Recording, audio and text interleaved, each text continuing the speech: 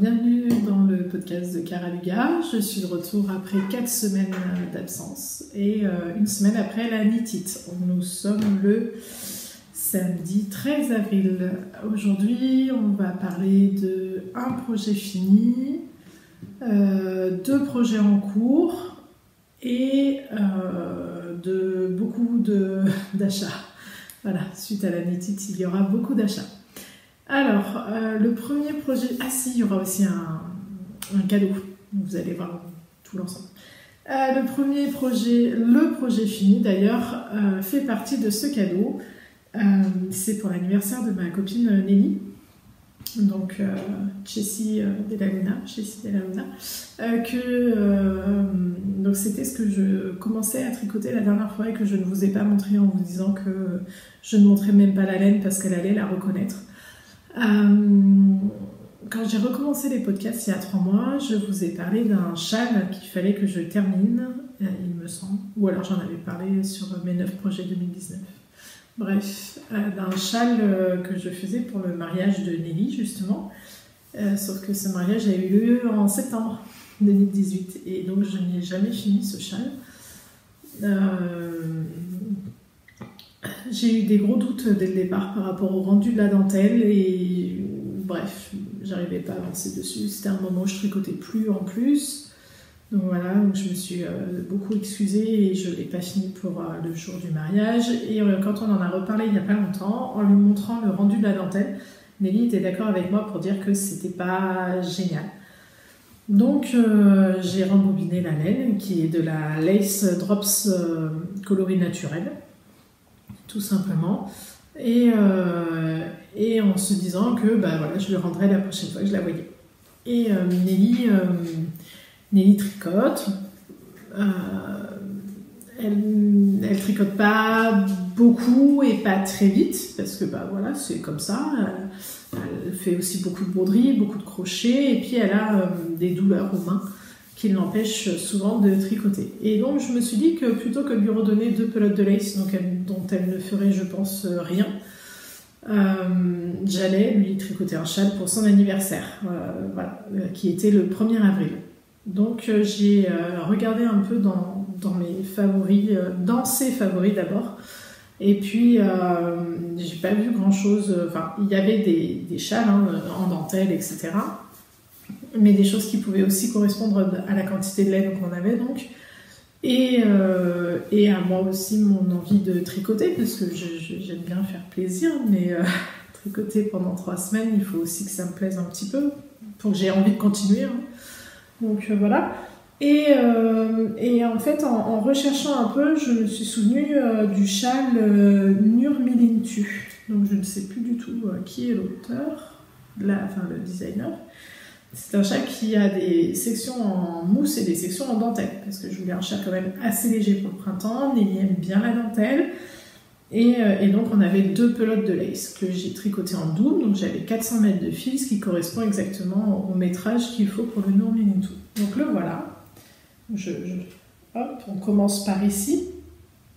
C'est un jeu d'augmentation-diminution pour obtenir cette forme qui part en biais. On a une première section de dentelle. Alors, il me semble d'ailleurs que j'ai une petite erreur. Ouais. Dans la première section de dentelle, sur la première bande, j'ai une petite erreur. Sur les 3 derniers... je m'en suis rendu compte un petit peu trop tard. Ensuite, on a une deuxième section de point mousse.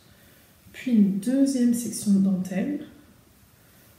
Encore une section de point mousse, c'est la 3e.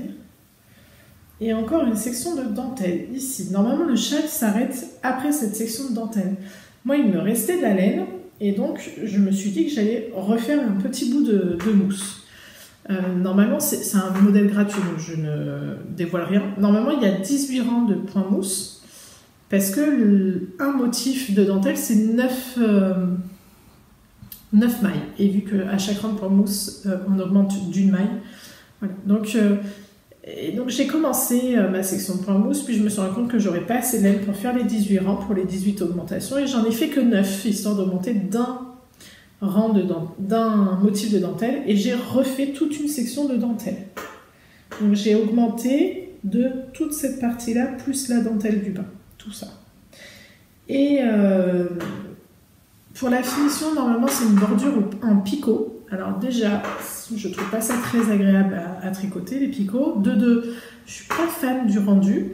J'ai préféré faire un rabat normal et à chaque, quand je l'ai épinglé, j'ai mis une épingle à chaque maille centrale du motif pour tirer et faire comme des petites vagues en bas du châle. Voilà. J'ai fait une maille lisière qui n'est pas dans le modèle normalement. Hein. C'est-à-dire que je ne tricote pas la première maille, je la laisse fait glisser en ayant le fil devant et que je remets derrière. Et je la tricote quand elle est en dernière maille du rang. J'ai fait pareil de chaque côté, en haut comme, je ne sais pas si on voit le bas, comme en bas. Voilà. Il est bien grand, hein. Il est plus grand que mon envergure. Il doit faire un peu plus d'1,65 m. J'essaie de trouver le bout. Et il reste encore tout ça quand j'ai fait mon envergure. Donc voilà, c'est un joli châle, plutôt agréable à tricoter. Voilà, je le referai peut-être. Donc j'avais 100 g de lace que j'ai tricoté en double, donc ça faisait comme un écheveau de fingering. Et grâce à... je vous montre un peu mon matériel. Grâce à ma balance de dealeuse, donc c'est une balance que j'ai achetée sur Amazon, qui fait au gramme près, au 0,01 g près. Eh bien, j'ai pesé ma laine à chaque bout de rang, ce qui fait que je finis avec ça. J'ai montré une photo sur Instagram, il me reste 1,34 g de laine, donc c'est parfait, c'est un mini reste, je ne sais même pas si j'en ferai quelque chose. Donc voilà, il ne reste plus rien. C'est tricoté en 4. J'avais pris mes aiguilles Iya. Voilà. C'est encore dans le sac que j'avais eu lors du swap des guides créatifs l'année dernière. Donc voilà le projet fini, qui était donc un cadeau pour ma copine Lélie, le châle Nurmilintu. Vu qu'on est dedans, je vais rapidement finir de vous montrer ce que j'ai prévu pour son anniversaire comme cadeau. Je lui ai acheté un sac qui est la copie parfaite du Fridge Bag, c'est-à-dire que dedans on a... Alors j'enlève ce que j'ai mis dedans. Dedans on a même les passe-fils sur les poches, c'est de ce côté-là. Alors, on a même les passe-fils sur les poches, on a les passe-fils sur les côtés.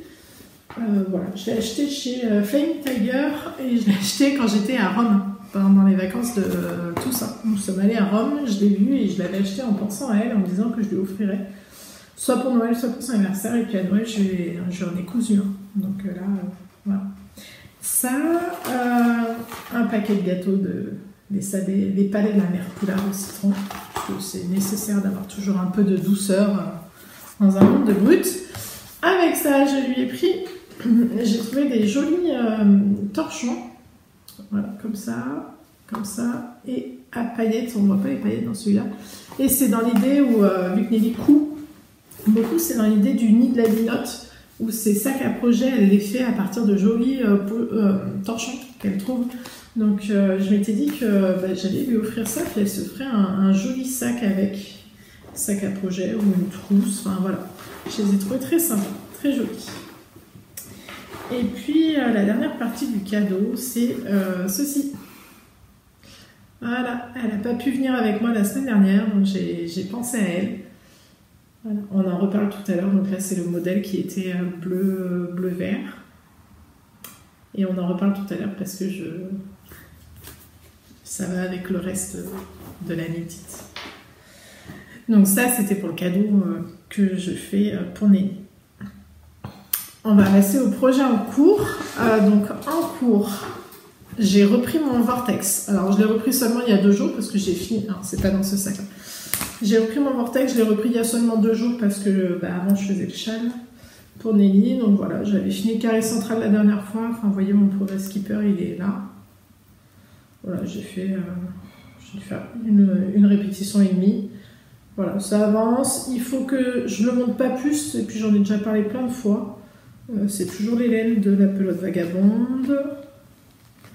Donc, hop, dans la couronne de Yule et une érelle au fond du panier. Et le Tiziano Red de Malabrigo Sock. Voilà. J'en parle pas beaucoup plus, la dernière fois j'en avais bien parlé. Donc le voilà, et je dois l'avoir fini pour le 1er mai. Le 1er mai, parce que le 1er mai, j'en parle pas plus, j'en parlerai beaucoup plus quand il sera fini. Voilà. Et là ça va pas tarder parce que c'est les vacances, ça y est, c'est les vacances et donc je vais me mettre vraiment dessus. Pourquoi pour le 1er mai? Parce que pour le 1er mai, je commence un autre projet. Parce que donc ça, c'était en duo avec Grimouton normalement, qui l'a depuis Tricot Sud, donc le 8 décembre, qui elle l'a fini fin décembre, début janvier grand maximum. Donc voilà, et parce que le 1er mai, avec Grimouton encore et Nono Nicolas, donc Noémie du compte Nono Nicolas, et donc Solène du compte de Grimouton, on se fait un petit cal toutes les trois, un cal boxy. Donc voilà, avec de la laine que nous avons acheté à la Knit-It, que je vais vous montrer parce qu'on va passer aux achats, parce que l'autre en cours, je vais vous le montrer tout à la fin parce que c'est le châle mystère de Marie-Amélie et que je ne veux pas spoiler. Donc ceux qui ne voudront pas voir pourront couper la vidéo avant. Voilà. Donc on passe à la Knit-It, c'était la semaine dernière à Lyon, c'était génial, c'était top. Et pardon pour le bruit des affaires, oui, il y en a quelques-uns. Non, hop, oh, tiens, encore, ça,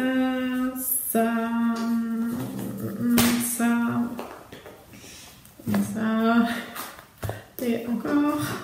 Et donc ça et voilà. Donc la partie achat. Donc la semaine dernière c'était la Knit-It. Yay, c'était super, c'était génial.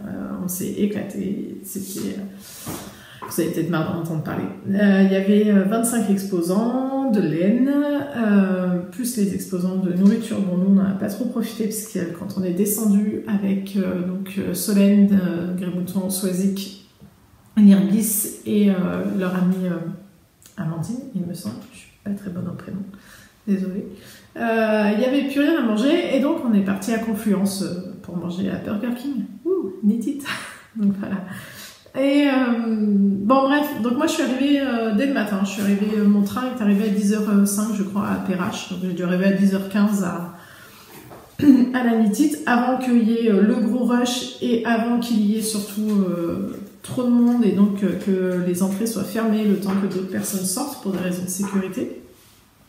La première chose que j'ai faite en arrivant, parce que les gens demandaient tellement que je me suis doutée qu'il n'y en aurait pas tant que ça. Donc je me suis tout de suite ruée en premier stand. J'aime pas faire ça, mais bon voilà, je le voulais absolument. Sur le stand justement estampillé Knit-It pour acheter le carnet en collaboration avec le Stern. Voilà, donc le petit carnet de 60 pages, ligné et numéroté. Voilà. Moi, je suis une fan de papeterie. Voilà, donc j'avais pris un en rouge pour moi, un donc que vous avez vu tout à l'heure, il est là, en bleu-vert pour ma copine Nelly qui n'a pas pu venir. Et voilà, ça va devenir un carnet tricot estampillé avec Festival Knit-It à Lyon. Voilà. Donc c'était une super collab, moi qui adore la papeterie, il me le fallait absolument. Donc sur le stand de Knit-It, j'ai pris ça. J'ai aussi pris le tote bag en coloris terracotta, parce que c'était quand même le plus beau. Voilà, il y avait jaune et beige aussi.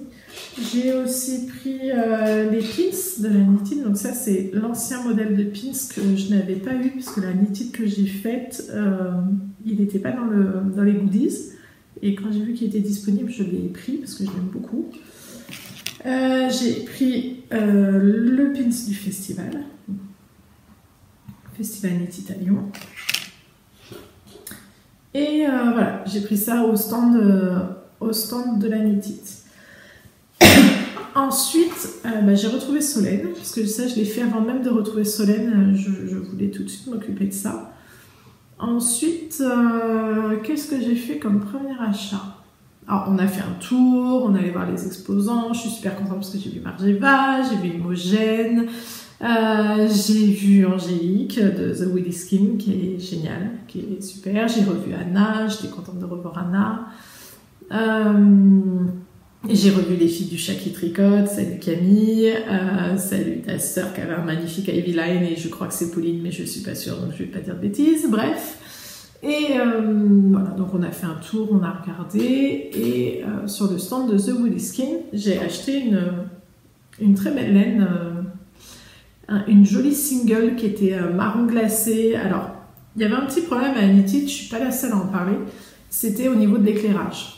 Et donc, c'était parfois sur certaines couleurs très difficile de voir la couleur réelle des écheveaux.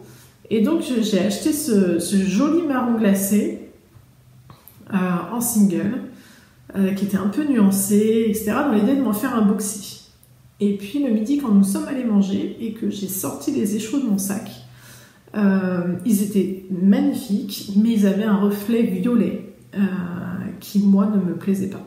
Donc à l'intérieur, le reflet violet était complètement neutralisé par les spots et le problème c'est que voilà, à l'extérieur, la couleur réelle, on voyait bien qu'il y avait ce côté marron glacé, marron rosé, mais surtout avec un halo violet en fait, mauve violet qui ne me plaisait pas. Donc très gentiment, l'après-midi, je suis retournée voir Angélique, je me suis excusée, bien sûr, en lui disant que ses écheveaux étaient magnifiques, mais que la couleur en fait en plein jour je ne la porterais pas, elle ne me plaisait pas à moi.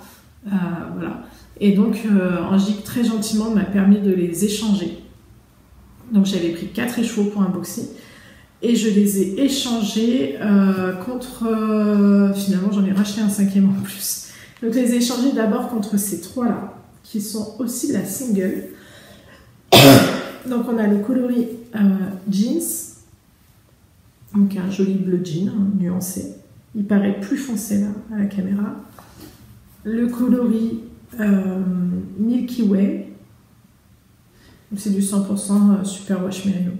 Qui est un beige avec donc des speckles bleus et des speckles roses. Des speckles roses. Le même rose que ce dernier coloris qui est Boysenberry. Et donc ces 3 couleurs, c'est pour me faire... Ah non, je vais peut-être mettre les... Pardon, les étiquettes dans le bon sens. C'est pour me faire le châle Terol d'Ego de Kathleen Hunter, il me semble, qui est un très grand châle à rayures. Donc les rayures seraient bleues et speckle, avec une petite bande de jacquard et une énorme partie de dentelle. Voilà, sur cette 3e couleur. Le châle que j'ai vu d'ailleurs en vrai sur Mélissa de Petite Mountain, qui le portait au Knit It et qui est magnifique.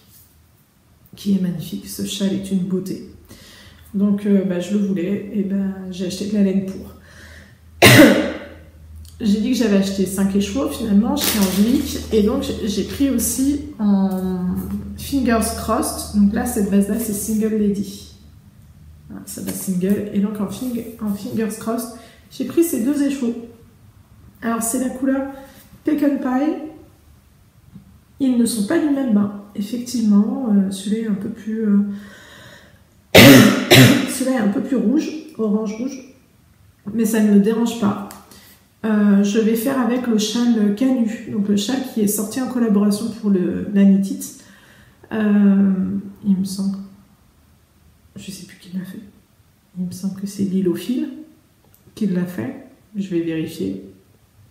Et donc, elle a sorti un châle avec des parties de poil mousse et des parties de brioche. Donc, je vais prendre en couleur principale celle-là et en couleur contrastante, j'utiliserai donc ma couleur dans les pas du renard de chez La Pelote Vagabonde. Voilà, ce sera très joli. Ça, c'est dans longtemps, ça. Ça, ce sera pour l'automne.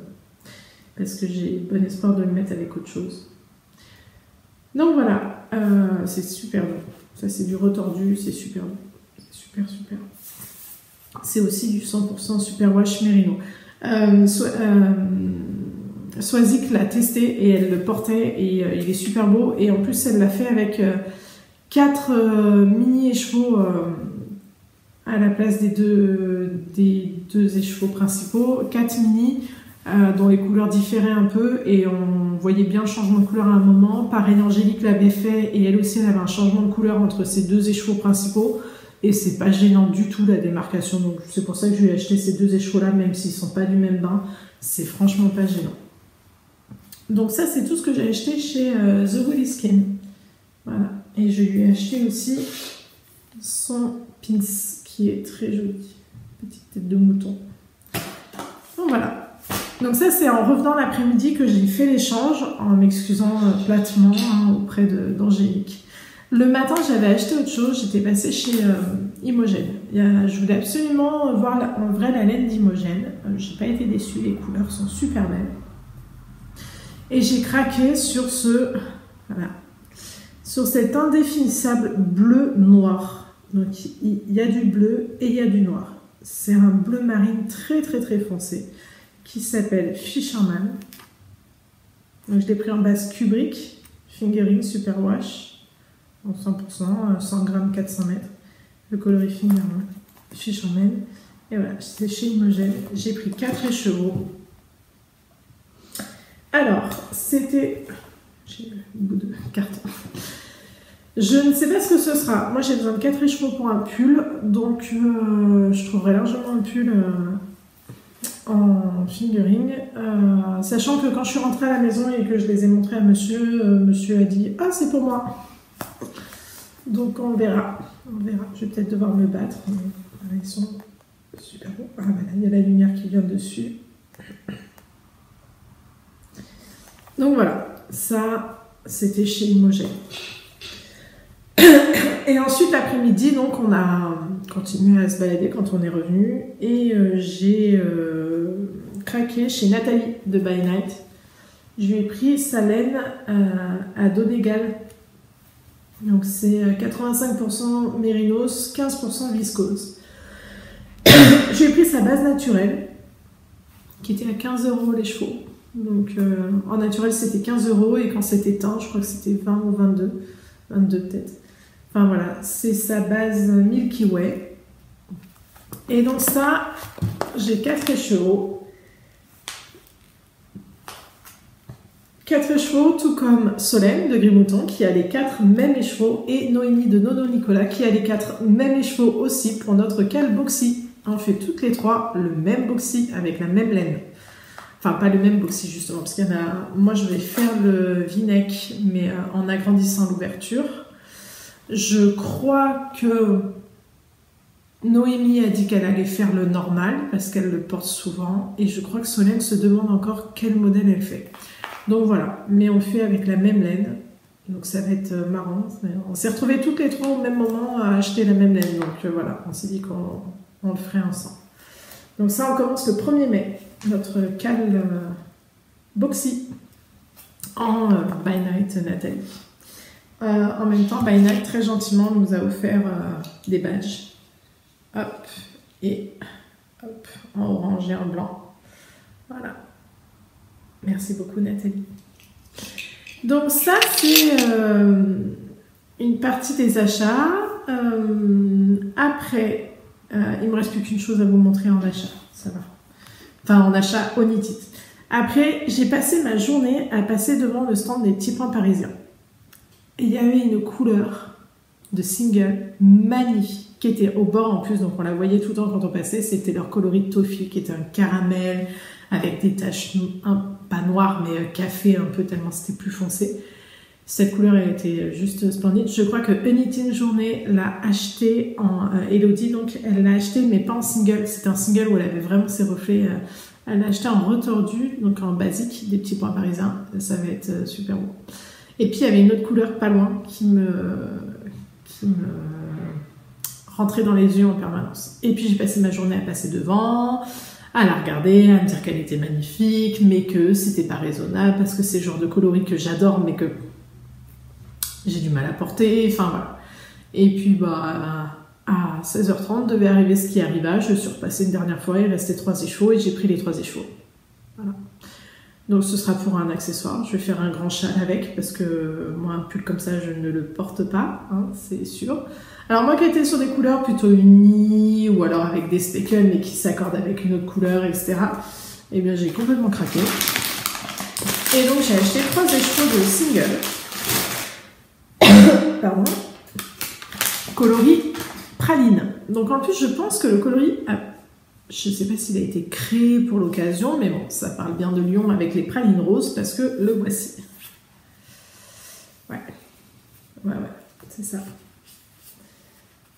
Voilà. C'est un caramel qui va tirer sur le jaune, qui a des taches noires, qui va jusqu'au rose pétant, en passant par le saumon. Voilà. J'ai complètement craqué. Il est magnifique. Il est totalement hors de ma zone de confort, mais j'adore. Et je me dis qu'en grand châle, ça fera un bon réveil de couleurs. Un bon réveil de couleurs à porter avec ma veste que je vais faire, mon kimono en coloris Gilliatt, en coloris caramel de Gilliatt, vous savez, la laine de mémère, qui n'est pas une laine de mémère d'ailleurs, mais voilà, mais je me dis que ça le réveillera bien. Donc voilà, donc coloris praline, en single fingering, vous voyez le prix, 23 €, ce qui n'est pas du tout excessif pour de la single, tant à la main, sachant qu'ils ont une boutique. Oui, ça a beaucoup parlé aussi du prix des laines, ils ont une boutique, donc 23 € pour de la laine où il y a une boutique à payer derrière, etc. C'est pas cher du tout. Voilà, certains sont un peu plus gourmands. Donc voilà, leurs nouvelles étiquettes sont très très belles.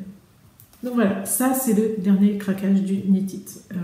J'ai un autre achat minuscule, mais c'est pour aller avec le châle mystère de Marie-Amélie, je vous montrerai après.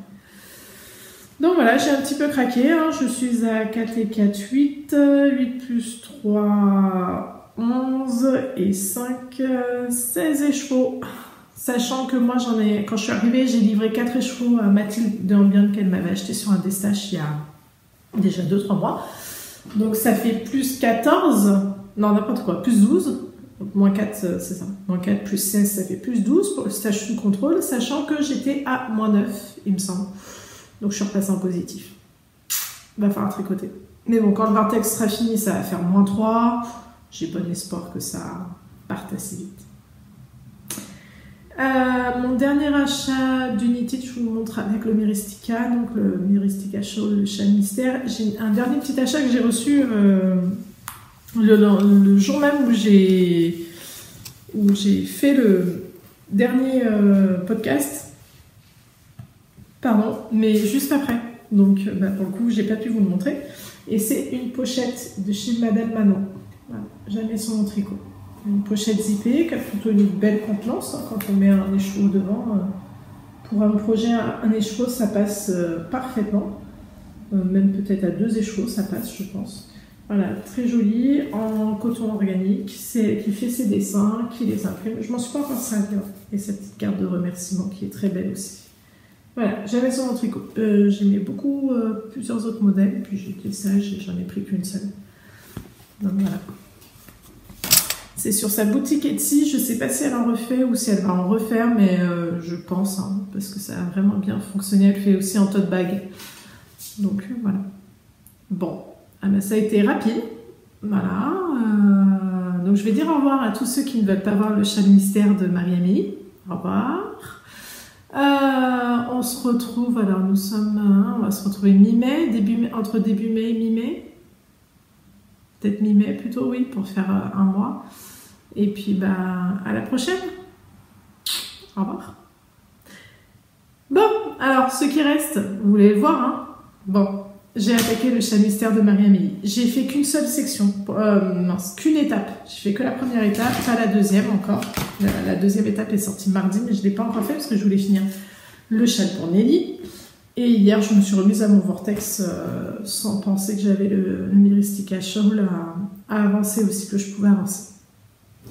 Je voulais absolument utiliser cette laine qui est de la Maison Corlaine. Alors, ça doit être leur base Belle Époque. Donc, c'est Single Superwash Merino et Stellina. coloris Willem, donc c'est un gris qui tire sur le violet. On voit bien la Stélina. Et je l'avais acheté en déstache à Solène, de Gris-Bouton. Donc voilà, j'avais acheté les 2 échos, justement. Et puis j'avais mis sur Instagram une photo avec tous mes échos solitaires en disant qu'est-ce qui irait bien avec. Puis vous m'aviez donné vos avis, etc. Et c'était très joli. Mais j'avais toujours... je voulais quand même retrouver cette touche de mauve qu'on a dedans, de mauve rosé. Et puis je me suis rappelé que j'avais une pelote de Drops Kid Silk, leur gris perle là, ce qu'ils appellent gris perle, et puis en fait c'est un mauve, donc comme tout le monde je me suis fait avoir, j'ai acheté une pelote et puis ça correspondait pas du tout, donc je m'en suis jamais servi. Et puis en fait les 2 couleurs ensemble c'est top. On retrouve bien le petit côté violet rosé des 2. Donc j'ai envoyé un mail à Marie-Amélie en lui demandant si elle pensait qu'on pouvait utiliser du mohair à la place de la couleur contrastante. Et Marie-Amélie m'a répondu d'abord, on m'a déjà demandé et j'ai dit non parce que j'ai un gros doute sur l'étape du safran, donc l'étape 2, sur ce que ça va rendre avec. Elle me dit il faudrait que tu la doubles avec de la lace. Et le truc c'est que moi j'avais pas de lace pour aller avec. Donc je lui ai demandé si en la mettant en double, elle-même la mohair en double, est-ce que ça pourrait aller. Et elle me dit tu sais quoi, commence, tu vas voir. Et puis là, de toute façon, elle était quasiment certaine que sur l'étape du poivre, la première étape, il n'y aurait aucun problème. Donc elle m'a dit, vas-y, lance-toi, et puis on ajuste au cas où après. Je me suis lancée, et puis ça rentre très bien, vous allez voir après. Et puis la semaine dernière, à la Nitty, je me suis dit, si je trouvais une laine pour la remplacer, je sais que Vilaine fait des boulettes, donc c'est des petites, comme un mini écheveau de 20 grammes, 20 ou 25, je vérifie, 20 grammes. Et je me suis dit, si je trouvais une boulette pour remplacer le mohair sur la section où Marie-Amélie a des doutes, ça pourrait être pas mal. Elle s'est mis d'acheter un écheveau entier, et puis voilà. Donc j'ai acheté ça. Pardon. Qui est une boulette de solitaire fingering, donc c'est une single 100% Merino Superwash, qui s'appelle En attendant la petite souris. Donc il y a un gris rosé, on retrouve les mêmes couleurs. Voilà, c'est des boulettes de Vilaine. Hop. C'est des boulettes de Vilaine. Donc, voilà, sur l'étape 2, je vais peut-être remplacer mon mohair par celle-là. Je suis allée regarder moi j'ai fait que l'étape 1 et je suis allée regarder les spoilers de l'étape 2. Donc en lisant, j'avais vu à peu près ce que ça allait donner, j'avais visualisé, et puis je suis allée quand même regarder les spoilers, et effectivement ça rend ce que je pensais. Pardon, je suis désolée. Et en fait, je pense pas que je vais m'en servir. Je crois que je vais continuer avec le mohair parce que ça fait des rayures un peu à la Elton de Jorge Locatelli. C'est des grosses rayures en fait. Et je pense que ça peut être très joli avec un fil mohair, enfin une rayure légère et puis une rayure plus conséquente, comme sur le Elton. Donc je vais le tenter avec le mohair, et puis si ça va pas, je défais. Mais moi je vois... J'aime pas. Bon, j'enverrai une photo à Marie-Amélie pour qu'elle voie. Donc le voilà. Hop, dans le bon sens. Hop, hop, hop. Le voilà. Donc je suis à la fin de l'étape 1. Donc on commence ici, là, avec un garter table, là, je sais plus le nom en français. Hop. Donc c'est un châle en demi-lune. On a une première partie de brioche. Donc là on peut voir la brioche avec le mohair. C'est super chouette. Puis des rayures fines en rang raccourcis de chaque côté. Voilà. Et encore de la brioche bicolore. Voilà. Là, le câble est un peu petit, on voit pas bien. Et donc là, l'étape 2, de ce que j'ai compris et de ce que j'ai vu, au milieu, là, on va rattraper en faisant des grosses rayures. On va rattraper l'aspect demi-lune parce que là, on l'a cassé. Pardon. On l'a cassé en faisant les rayures au bout. Donc on va faire des grosses rayures au milieu ici, et puis après encore une bande de brioche bicolore. Voilà, moi j'en suis très contente, je le trouve très beau. Les 2 couleurs vont super bien ensemble, c'est léger, il y a beaucoup de poils, mais c'est très sympa. Donc j'ai des doutes, hop, j'ai fait tomber la pelote, margez basse, il n'y a rien qui tombe, ce n'est pas un podcast, voilà, ça y est, j'ai gagné mes galons de podcasteuse, encore une fois. Et donc, bah ouais, je ne sais pas si je vais m'en servir. Voilà. Donc lui, il va avancer un petit peu aussi. C'est les vacances, donc je vais avoir le temps de tricoter. Cette fois-ci, j'ai vraiment fait le tour de tout ce que j'avais à vous montrer. Ça a été un peu rapide, j'ai l'impression. J'ai pas trop détaillé. En même temps, j'ai pas trop de tricot que vous connaissiez pas. Ça devrait changer. Ça devrait changer sous peu. Là, avec les vacances, j'ai bien de bon espoir. Je vous remercie d'avoir suivi. Je vous dis à bientôt. La prochaine fois, normalement, le Chalmis Rustica sera fini, le Vortex sera fini. Et puis, j'espère que j'aurai bien avancé le Boxy en by night. Voilà, avec Solène et Noémie. Je vous remercie. À bientôt. Ciao.